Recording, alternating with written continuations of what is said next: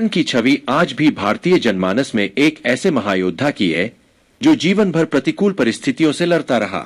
बहुत से लोगों का यह भी मानना है कि कर्ण को कभी भी वह सब नहीं मिला जिसका वह वास्तविक रूप से अधिकारी था।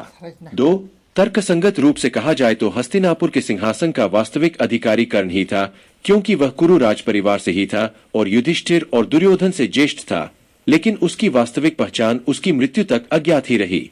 कर्ण को एक दानवीर और महान योद्धा माना जाता है।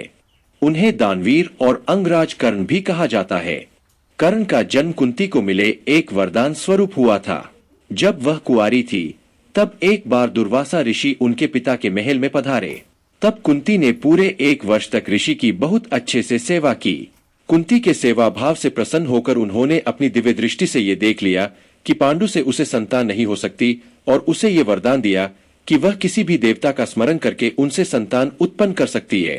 एक दिन उत्सुकतावश कुंवारेपन में ही कुंती ने सूर्य देव का ध्यान किया।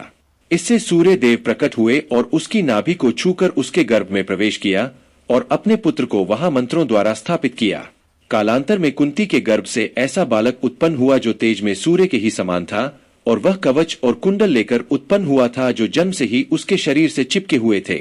चूंकि वह अभी भी अविवाहित थी, इसलिए लोकलाज के डर से उसने उस पुत्र को एक बक्से में रखकर गंगाजी में बहा दिया। कर्ण गंगाजी में बहता हुआ जा रहा था कि महाराज भीष्म के सारथी अधिरथ और उनकी पत्नी राधा ने उसे देखा और उसे गोद ले लिया और उसका लालन पालन करने लगे। उन्होंने उसे वासुसेन नाम दिया।